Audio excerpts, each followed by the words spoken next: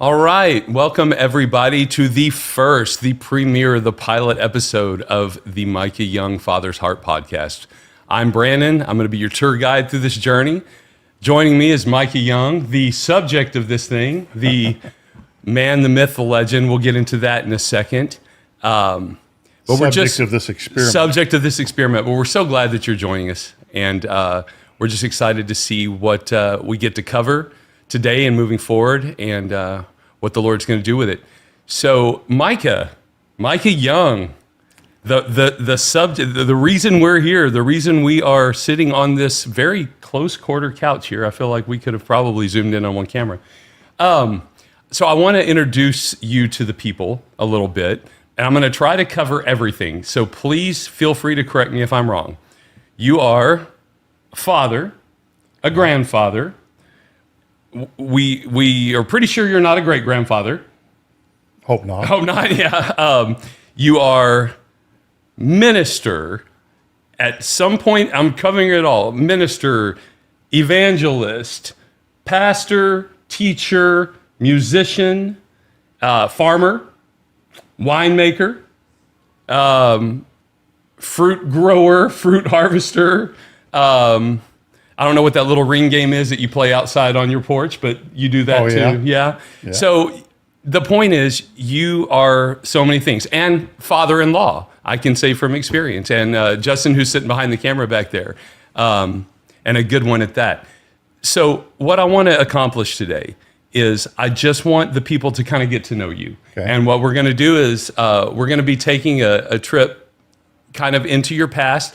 We're not going to go too deep unless you want to go, but I want these people to get to know you. Okay. And kind of where you got, what got you to this point, if that makes sense. I know that 6-year-olds don't normally wake up and say, hey, I want to be a pastor, but there's something that happens along the way where you realize that there's a call on your life. Yeah. And, but we're going to get to that. But before we do, we're going to be starting the podcast, and since this is our first one, so everybody knows, we'll be starting every episode with a random question. So my question for you today is, what is the most interesting thing you did today before this podcast? Obviously, last 24 hours, what's the most interesting thing you did? Well, it's the most interesting thing, and thank you for being here. Thank you for listening to all this, and we're kind of excited to see what happens with it all. And absolutely. But I guess the most interesting thing today really was watching this thing get set up. I am not a technical guru.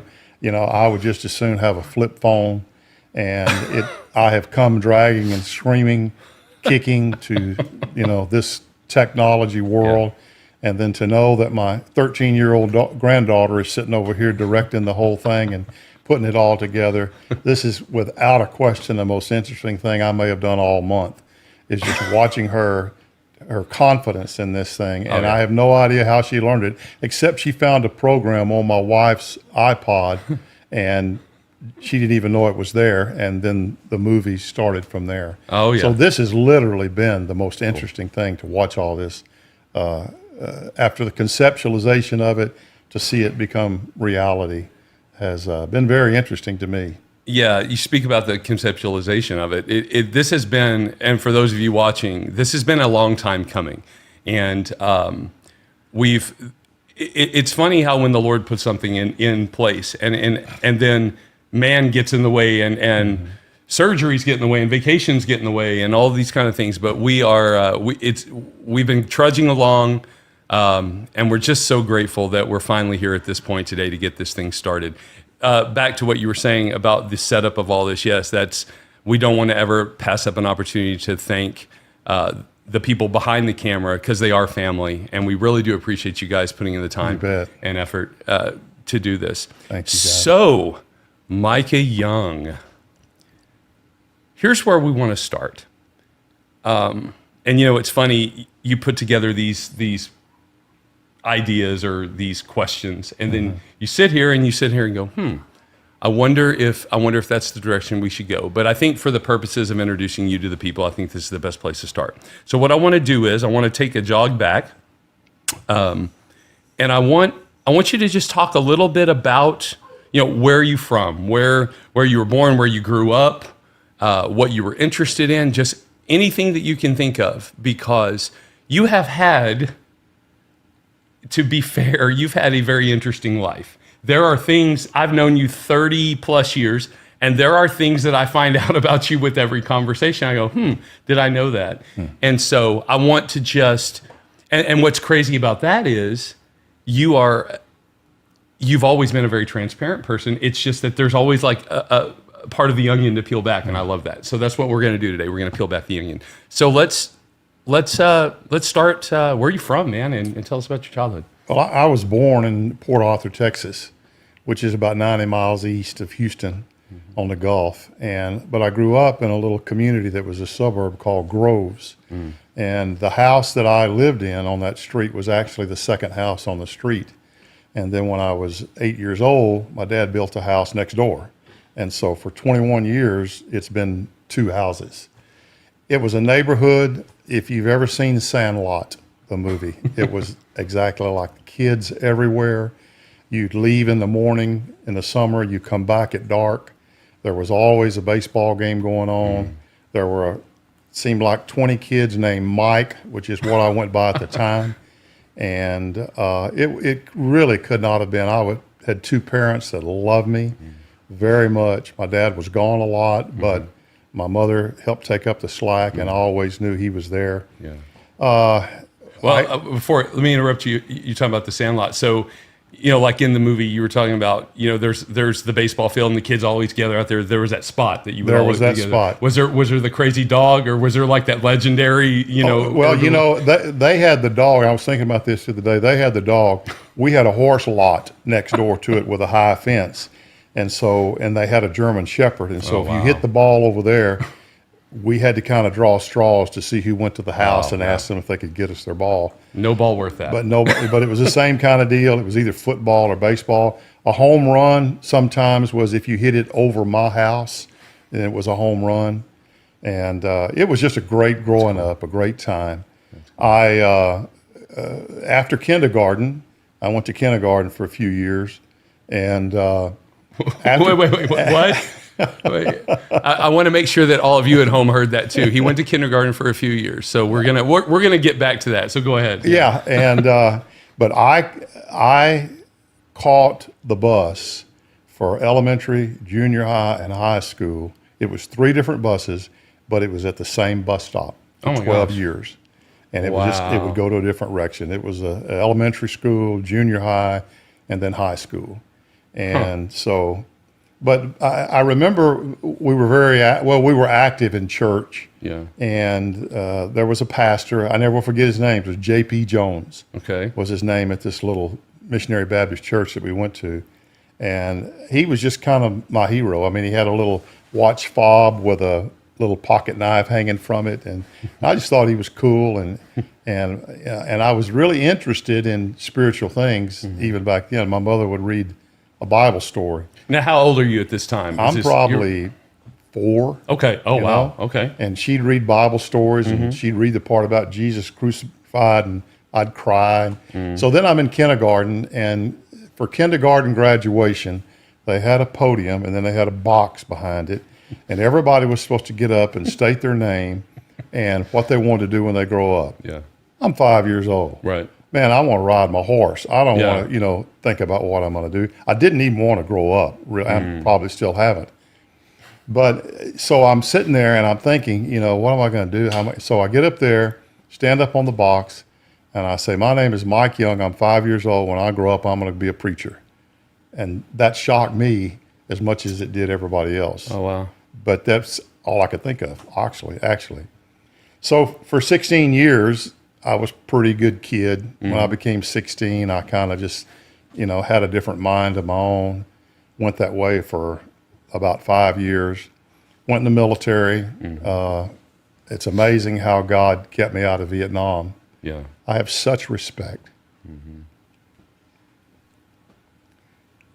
for those guys that went.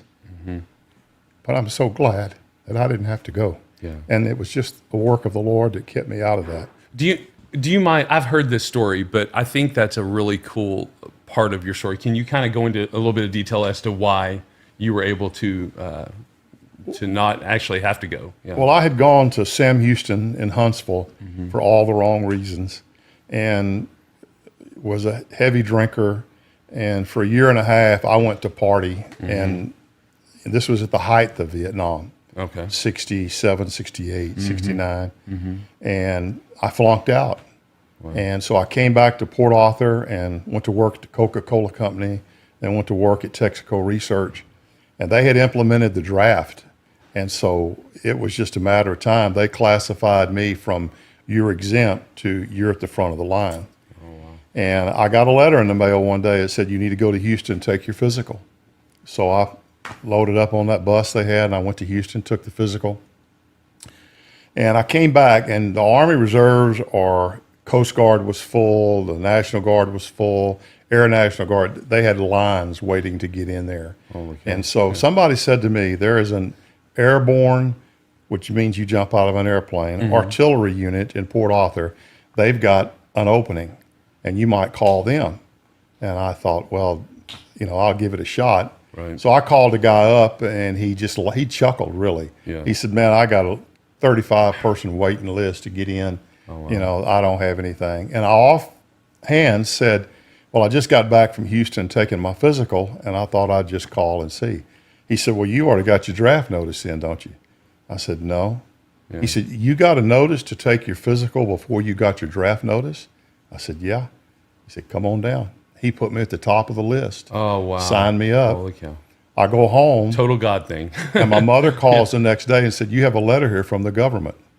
And I said, well, open it. Well, it was my draft notice. And I called the guy, and he said, throw it in the trash. I said, you're mine. And that's how I got in, and then I went to basic training. And while I was in basic training, they implemented the lottery, which means they drew birth dates. Right. And your birth date, at what point they drew your birth date, that was your number. I was number 5. Here's something I don't know about the story. Where did you go to basic training? I went to basic training for the 101st Airborne unit in Fort Campbell, Kentucky. Okay.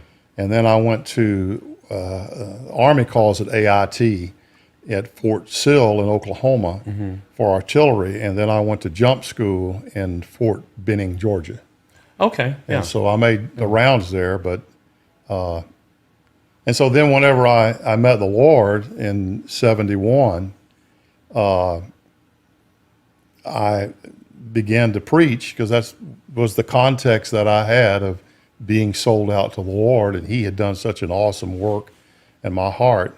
I had been running from it. Yeah. And then found out that I could get out of the Guard if I was a pastor or a preacher. Ah, okay. And so we applied for it and got out of it. Sure. And then that's where the ministry part of it started. It's interesting because, you said you'd been running from the Lord. And it's funny to think about the part of the story, at 5, you stood up and all you could think of was, I want to be a pastor, or a preacher. So I guess it's interesting to consider that really that entire time, this was something that you were kind of gravitating to the whole time. And yet, even though you knew that there was something in there, you said it, you felt it, even in that moment at 5, when you said it, there was something that you knew that's what you wanted to do. You had always been interested in the things of the Lord. I would love to know, and again, I feel like I have a pretty good grasp on this, but I think it would be really important for them to know.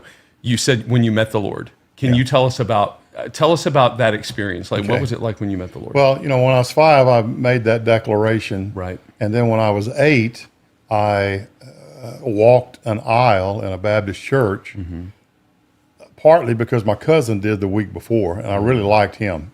And I figured, well, it must be a real legitimate deal if he did it. We all have people in our family that are our ticket to heaven. Like my mom's been mine for years. So no. And so I walked down there. I remember nothing about it. Yeah. I got baptized. Yeah. And for 16 years, I lived under the assumption, that would have been 13 years.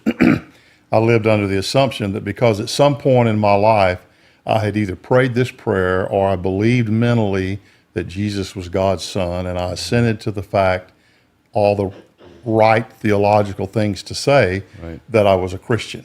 But when I turned 16 and began to rebel against that, and this is so perverted. I mean, I came from a background in church that the heroes in the church were the prostitutes, the drug addicts, the murderers, all of these guys, and they would make the circuit, and they would get up and they would talk for about 45 minutes about how bad their life was before, and then they would say, and then I met Jesus, and that was it.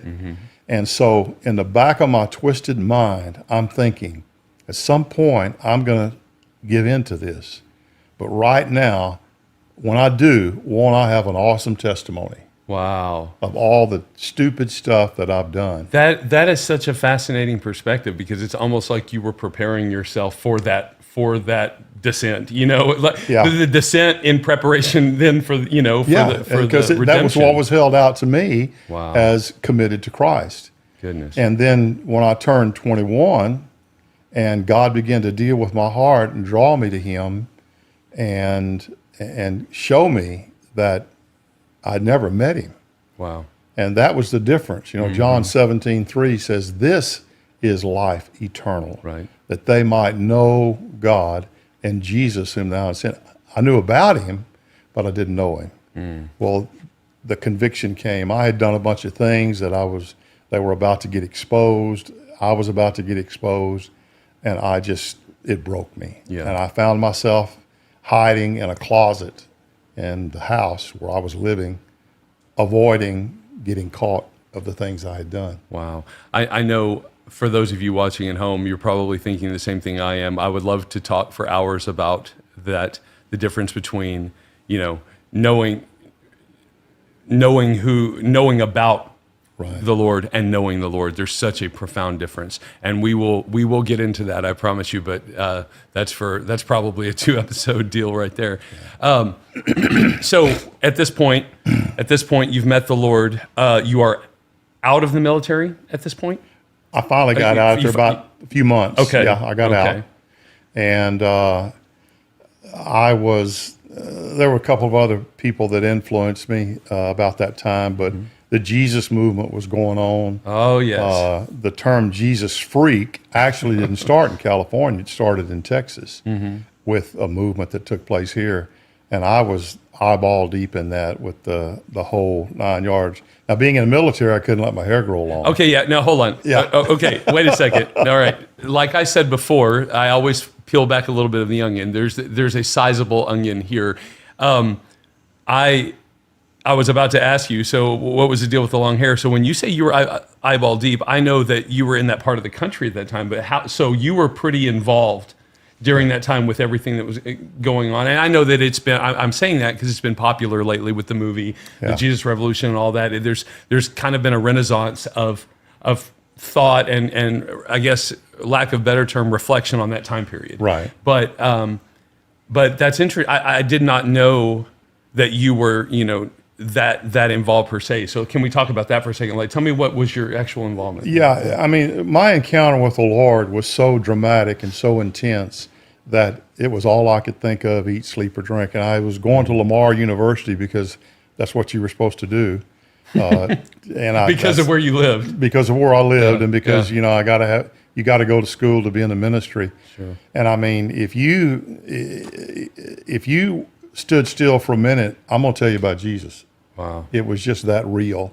And I had a guy, I mean, that was 50 years ago. I had a guy the other day come up to me at a funeral, and he said, you were sitting there at that mall area in Lamar with your Bible, and everybody that came by, you were telling them about Jesus, and you cornered me, and I didn't want anything to do with it. But he said, I want you to know that impacted my life later when I came to know the Lord. Goodness. So you just didn't know.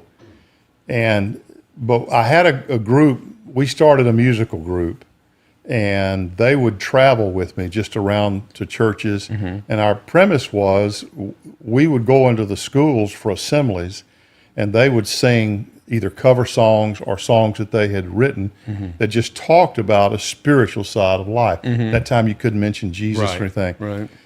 So what we would do is we would hold assemblies around all these different schools with the premise that now Friday night we're going to get together and they're going to have a concert, and if you want to hear it, come, and I'm going to share there. So we rented the auditorium they did a concert. I got up and shared the gospel, and that's kind of the process of what we did. And we traveled all over Texas doing that particularly. And man, it's so interesting. You just said something.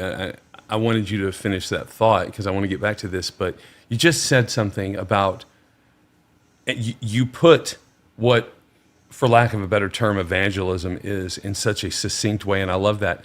If you stand there long enough to give me the opportunity to tell you about what Jesus has done in my heart, it's such a simple concept. I mean, we have made it difficult, but if literally, I love that idea, and really, that seems to me, the limited research I've done about that, about the Jesus movement, all of the intricacies in it. Of course, seeing the movie and reading the books and all that. But it just seems like to me that there was a collective of people that were looking for that. They didn't know where else to go, but they would stay long enough for you to just tell them about the Lord.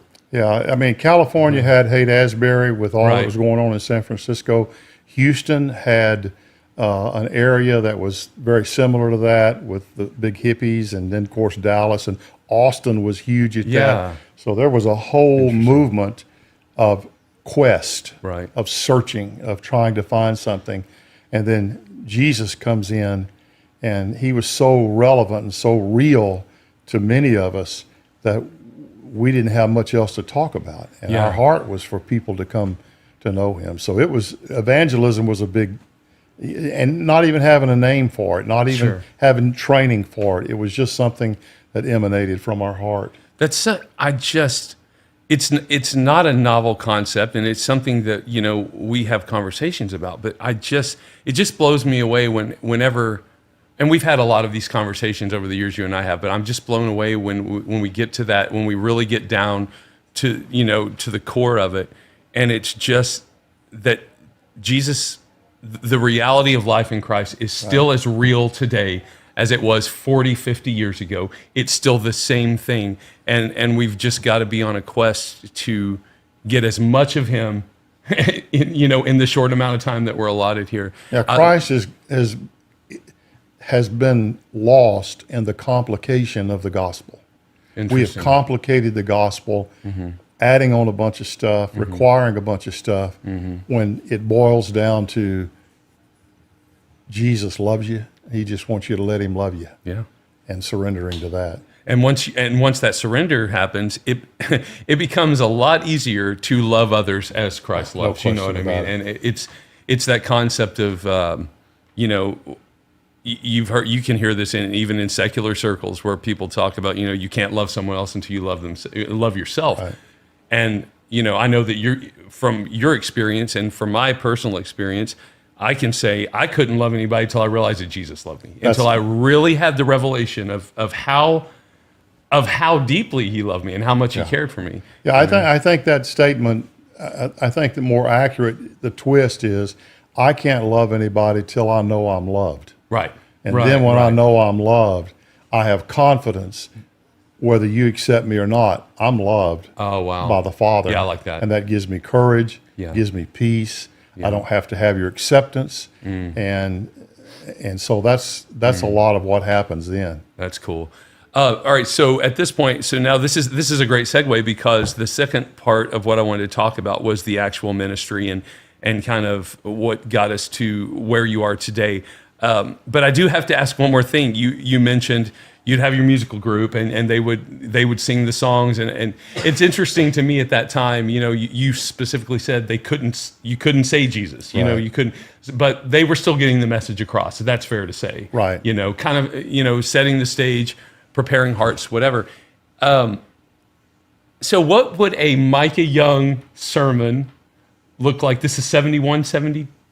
You don't have to go line by line, but kind of give them a view as to what would a typical sermon for you look like at that time? Not having a lot of experience, it would basically be, here's a parable in Scripture, or here's a story in Scripture about the crucifixion, or about Jesus dealing with the Pharisees, something to tie it relevant. And then it always comes back to, basically all I know is what Jesus has done in my heart. Right. And I was searching, he found me, he longs to know you, and making that relevant in people's lives. And very, very immature. I mean, I didn't have a degree in theology. I was just still on a quest myself. Yeah. And sharing with you each day, what I've discovered. Yeah. And that was about as simple as it was. Everyone said it needed to be complicated, but my mind had been warped for a lot of years by alcohol. It wasn't so much drugs, but it was a lot of alcohol. So it was hard for me to reason and process and think until God began to renew my mind. But I just knew what he did. He changed me. He made me different. My heart is different. And he wants to do that for you as well. There was a huge spiritual quest. I mean, even in the Jesus movement, some of these bands, when they first met the Lord, I mean, they were using marijuana in all of their Christian songs because they thought it was just another part of the spiritual journey. Yeah, sure. Until they realized it wasn't helping it was distracting from it. Then when they found Christ, it wasn't necessary to take that route. Interesting. Wow, there's so much there. Hearing you describe those experiences, it kind of, I don't want to jump too far ahead, because really ultimately what we're trying to accomplish with this, what the Lord's given us here and be good stewards of it, is we're on a path to talk about relationships and why relationships are important. And it's so interesting to hear those perspectives. Even early on, at 21 years old, you didn't have a theology degree, all of these things. But what you knew was the reality of what Christ had done in your life. And you knew you wanted to share that with people. And you knew the way to do that was you had to get down in there. You had to be a part of, you had to be a part of where they were. And I think we have just absolutely misunderstood or misconstrued that, especially in the Western church, that we somehow can accomplish that by being removed from each other, and that's just, but that's for another podcast. Yeah. So what I want to do is now, I want to know how in the world you got from California during the Jesus movement to literally this couch. And I know that's a lot, but let's talk about that journey, because that's an interesting one. Well, my experience with the Jesus movement really was all in Port Arthur. And I met a family, a pastor and his family, and I began to live with them. And they moved to California, and I was going to be taking a job with an evangelist that lived in Houston. Okay. And so I was just biding my time. And they moved to California, and I thought, well, I'll move out there with them because it was going to require a lot of travel. I can travel from anywhere. And so I'll just move out there with them and experience California. And so I was out there living with them and waiting on this job to come through, and a month went by, and 2 months went by, and 3 months, and we never heard from them. So obviously the guy I'm living with, who was so gracious, called the guy in Houston and said, "Hey, what's the deal? This guy's living with me." And he wasn't complaining. He was just saying, "We haven't heard anything." Yeah. And the guy says, "Oh, yeah, we decided not to do that project." Oh, wow. And he said, "Man, it'd been nice if you'd have called him and let him know." Yeah. So now I am in California, and there was a church that had opened up in Buena Park, California. First Southern Baptist Church, Buena Park. And their pastor had left, and the organ player at my friend's church knew about that church. He recommended me to go and do pulpit supply, which is what they call it, which you just go preach on Sundays. So I go do that, and I'm like 22. And then they say, "Well, we'd like for you to be our interim pastor." And so that means... After how long a period of time? Just a few months. Okay. Yeah. Oh, wow. Okay. Yeah, we want you to be our interim pastor. Okay. And just, help out till we get somebody. So we did that a couple of months, and then they came back and said, "We want you to be the pastor." Oh, wow. And so they had a 4-bedroom parsonage. So I'm living alone in a 4-bedroom parsonage, and had a wonderful time. Yeah. And my wife, who's my wife now, her brother was living with me. Okay. He had met the Lord. He came over one one night and was asking me, he said, what about this lordship stuff you're talking about, this Jesus being Lord? And I mean, and so I got to talking with him, and he said, I never met Jesus as Lord. Wow. So he got saved and then moved in with me. And we had a real movement of the Lord. One Sunday morning, we had 32 church members get saved. Oh my gosh. In a church that had 100 people. That's, wow. It helps when your church is believers. It really does. Sure. And so we were there I met my wife there, got married, and we were there for 2 years and 2.5 years. Now, I have to ask this, did her brother move out when you got married? Yeah, we kicked him to the curb. Well, it was interesting. We hung around with his family for years before we ever started dating each other. And then we'll get into that later on, ended up in California, in Oklahoma. Yeah. And from Oklahoma, ended up back in Texas. Wow. And that's where we're at now. That's where we're at now. It is interesting. This I love that you said we kicked him to the curb, because I know he's going to be watching this. So we'll definitely have to get his perspective on how that all went down. What is it like when you're going? You're going to preach on Sundays. You called it, what was the term? Pulpit supply. Pulpit supply. I love that. Okay, so were those like? And I'm only asking because I'm kind of ignorant of that term. Was it you would just go preach and they just give you a check for come and preach? Yeah, I was trying to find a job, you know. I mean, I'm probably the only human being that the car wash wouldn't hire me. I mean, I went to see the guy and I said, I need a job. And he said, come here. We walked around the building. He looked at him and said, you don't want to work here. Go get a job somewhere else. Wow. So I got a job selling men's clothes at a department store, it was Bullock's. It was like Dillard's. Okay. Bullock's. So I was doing that as my job. Okay. And then on Sunday, I just go preach, and they'd give me a check for coming to preach, Nice. And I think it was like $20 or something like that. And after a few months, they asked you to be the pastor. Yeah, and then I was getting $100 a week. So pastor salaries haven't improved that much. Not that much. No. So, wow, that's interesting. So, when they asked you, did you immediately know this is? No. Okay. No, I've never considered myself a pastor.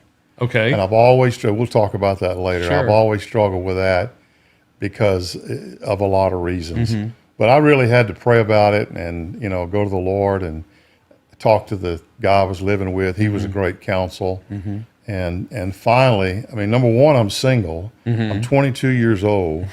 And, all of those, hadn't had a Bible college, much less seminary. Wow. So none of those things. And this church took a shot. Wow. They took a chance. Yeah. And said, we want you to come and be our pastor. Wow. And all I knew was you just need to meet Jesus. Man, sure. That was pretty much it. Yeah. There wasn't a lot of expository teaching. Now it's still true, though. It's still true today. I did meet a pastor out there who really mentored me and helped me out in terms of how to study and how to do the Greek and all of those things. But they took a chance, on having this single guy come. And so my wife was a member of the youth group. Now, this is where it gets real dicey. She'd been in and out of this church for several years and had left. There had been some split, anyway, a problem. And so we hung out with her family because I live with her brother, and we never even considered anything. Well, we kind of started getting serious, and I'm 26. She turned 18, graduated high school, and got married in a 2-week period. Goodness. And so, needless to say, that was the church scandal. Yeah. Especially the older group. The young kids, they didn't care. They didn't care. They were full of life, man. They just wanted the Lord. Yeah. And so we did that for about 2.5 more years after we got married. All right. Did you mentioned that Sunday that 32 got saved, and that seems to be kind of like we've talked about that before, but that seems to be kind of like one of those earmarked things that you remember about time there. I remember what I preached. Okay, Yeah. well, what was Yeah, I was just out of Acts 2. Oh, wow. You know, here's what happened. Here's a believer. Here's what a believer looks like. Mm-hmm. And they listened to that, and their basic premise was, if that's what a believer is, that's not me. Wow. And they came to realize that they too had been living under this misconception that you just agree to all the right facts and you're a Christian. Sure. Yeah. Check all the boxes. Yeah. Yeah. There's, I mean, I can think of when I was growing up in the church, and there was, you go through children's church, and not that there's not, I mean, there was so much Nothing value wrong in all with that. it, yeah. There was so much value in it, all those things. But looking back on it, a lot of it was box checking for us too. Yeah. You know what I mean? Like, say the prayer this way and this way. Well, they even give you an envelope once a week so you can check the boxes. Yeah, that's actually very, literally has boxes. Yeah, on literally it. has boxes to check. Yeah, that's really cool. We are going to, at some point in a few episodes, we're going to get more in depth into what got you, from California to Oklahoma and to Dallas, because that story is fascinating. And I only say it's fascinating for those of you listening because I was at the church in the youth group before Micah came as the pastor, and we could probably do an entire different podcast on the whole thing that got you there and the way the Lord did that. But it's just fascinating to see how when the Lord's got a plan, ours is just not as good, or what we think we need or what we want, it's just, and we don't always understand it. So the last thing I want to talk about in this initial podcast, and this has been really cool. Like you've proven true to what I said. Like there's even little things about this story that you've said in this short time that I've gone, I don't know if I've heard that before. And that's really cool. But so I want to address the name of this podcast because like I mentioned at the onset, this is the Micah Young Father's Heart podcast. And that was something that immediately when you and I started talking about doing this, the Father's Heart, for those of you that are thinking about being a YouTuber or an influencer like my niece is back here, or making videos or just doing this podcasting thing, it's very important to have, a title that represents the heart and the goal of what you're wanting to do. And I remember immediately, I feel like that was, we never called it the non-negotiable, but I feel like it was like the non-negotiable. I had 10 names. You said it's going to be the Father's Heart, and it just seemed to resonate. So when I say that term, what does a father's heart mean to you?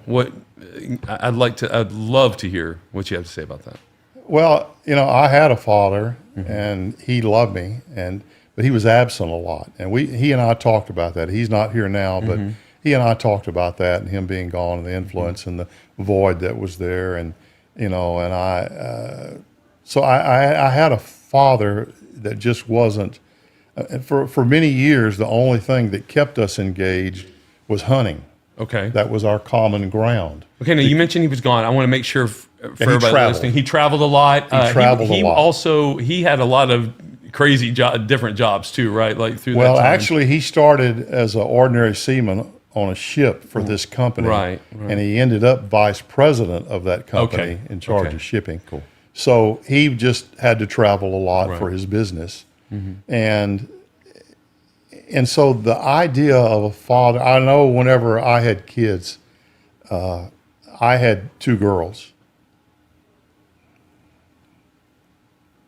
And God knew I had to have girls because I'd have killed the boys. It was just, they tenderized my heart. Sure. They exposed those hard things in my heart that I felt like I needed to incorporate into me to function, not having a father that really was there to teach me some of those things. He taught me a lot. He loved my mother like crazy. He taught me to love his wife. I mean, boy, he really did. But I think that concept of what the father is really like is so void in our understanding of relationship with the Father. He's a father. He cares for me. He loves me.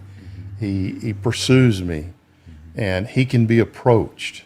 And so that's I think where I'm coming from on it. That it's not this list of things, and it's not doing the things to keep the judge from smacking me. Right. It's having an ongoing, intimate relationship with the Father. And I know that almost triggers some people whenever they think that God's their Father. Right. But that's for that reason, because we have a tendency to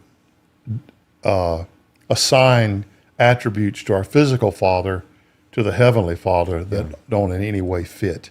Wow. And so coming to see the real heart of the Father, and I have a relationship with Him and engaging with Him is my heart for people to do that. I love that analogy of the judge. I mean, I think the mistake that we make when approaching God as the Father is like, it's almost like it's not preventative, it's proactive. We've got to be pursuing Him because He pursues us, as a Father does. And I can say, I can speak for myself, and I know Justin, who's sitting back there waving right now, I know he could speak. Those are two pretty good daughters. They are. They're about as good as it comes. So I wanted to, you talked about the bond that you had with your dad over hunting, and he traveled a lot. How much do you think? How much of your father, of Jabo is in your, just when you get up to speak? You've spoken. You don't even know how many times you've gotten up in front of people to speak. Was that something that you got from him, like the desire to? Was he kind of a boisterous speaker? Was he like a gentle person? How would you describe? He was a very quiet man. Okay. He was probably the wisest man I know. Oh, wow. Now, he would not be considered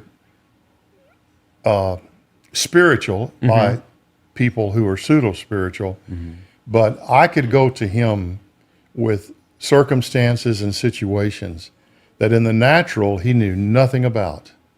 But somehow he would always have wisdom to speak into them. Wow. And I think he was hearing the Lord and just never did have much confidence in that.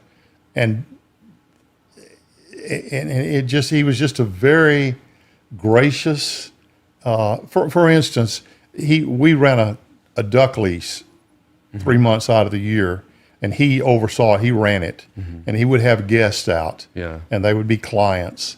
And we might have the same guest 4 years in a row, a year apart. And the first night they got there, we always cooked steaks. He could tell you after the first time how they wanted their steak done each one of those times, because he just had that heart of a servant. Wow. He ran the kitchen at the church where he worked. Oh, man. And he did that serving. So he had a gentle heart. He had a gracious heart. He was one of 13 kids, and that was bred, born, and raised to chop cotton. And as soon as he could get away from home, he left. So he didn't really have a father himself to instill those things in him. But like I say, he was probably one of the wisest men I ever knew. And so that heart to be able to, if you're ever in a meeting with me, I'm usually the last one to speak because I want to hear. I want to absorb and see what I'm hearing as a whole. I learned that from him. He wasn't quick to speak. But when he spoke, it had weight to it. There's a lot of wisdom to be pulled from listening and processing and then responding. And the men where he worked, I didn't have much respect for my dad during those rebellious years until I got on those ships for the company he worked for. And I saw the tremendous respect these men had for him. It was just, J-Bo's coming. Oh, wow. He's going to be here tomorrow. And I'm going like, my dad? Is that who you're talking about? Right. And so it really, after I met the Lord, I was able to say, boy, he and he died at home. And I remember, because our relationship had been healing over the years. And I remember going in and standing next to his bed and thinking, no, we're not through. This can't be done. And as clear as I felt like the Lord ever said anything to me, he said he did a really good job with what he had to work with. And all of that was lifted. Wow. When he reminded me where he came from, what he didn't have, Yeah. and what he had allowed God to do in his heart, I thought, yes, it's good. We're done. Well done. It released all that. That's so, I mean, wow, that's, to be frank, that's something that I feel like, there's a lot of men that would like to be able to say, at the end of their life when they look back on their kids. Because, I know that Jabo, one of the real regrets that I have having known you so long, I knew your mom a little bit. Not long, but I had met her and she was a firecracker herself. Yeah, the guys that grew up with me, I heard one of them say the other day, "You look like your mother, but you got your daddy's personality." I said, "I'll take that." I'll take that. Yeah, absolutely. Yeah, Hetty was awesome. But I never, not ever meeting Jabo was always a regret of mine. But he lives on for sure. He was special. Well, and it's interesting. He lives on not only in you, but in your girls. Oh, Joni thinks he's the greatest thing since sliced bread. My wife. We, for those of you listening, I think it was last year around Thanksgiving or Christmas, you guys busted out the old videos. Oh. And that's the first time I had ever seen the animated. I'd seen pictures, but I had never, and you guys were playing spoon. Was it you playing spoons? Oh gosh. And it was just a riot to watch the interaction of that family. And that's just, he definitely left a mark. Yeah. And he was a special guy. And you know what? That's,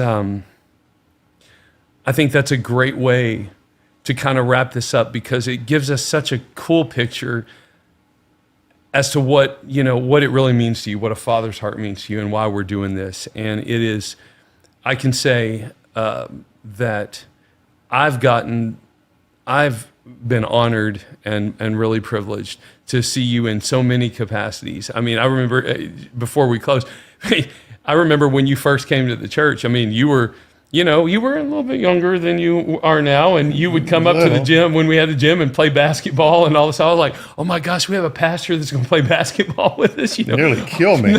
Y'all want to play full court? I'm going, what? Yeah. And but seeing you in that capacity, and I'll never forget the first conversation I had with you. And you talk about, this is what I think about when I think of Father's Heart, and this is why I wanted to bring this up, because I remember you sat in that living room. And we all know whose living room it was, but we sat in that living room, and I remember looking at you, and I said, "I just need to know that I can trust you," because there had been a rough. I had been through a rough time. I mean, the pastor preceding you, there had been some stuff, and even growing up, I had been through church mess after church mess, and it always came back where the pastor or the preacher was always the focus of it. Yeah. Whether he was or not, it always kind of fell on him. And I just remember saying, I just need to know that I can trust. I just want to be able to trust you. And that was 92, good grief, 31 years later, here we are. And there's never been a time, never ever been a time where I've ever felt like I couldn't. And and that ministers to me, because that blesses me. And the fact that what blesses me is that this is beyond a podcast. This is family, and you have shown your father's heart to me. Thank you. And to your daughters. And I live with one of them, and Justin and the other one run this crazy household. And I do love the fact that we're doing the first couple of these. I mean, what a better place than be surrounded by your family, Absolutely. So I think we covered all the bases today, man. This was awesome. Thank you so much for sharing your heart. We got such a cool glimpse into a little bit of your story, and we're going to dive more in the next time. So, guys, thank you so much for joining us for the Micah Young Father's Heart podcast. This has been the beginning of something really cool. And until the next one, we want to say we love you, God bless you, and do your best to be the hands and feet of Jesus today, because it just might change your life. We'll see you next time. Yeah, thank you.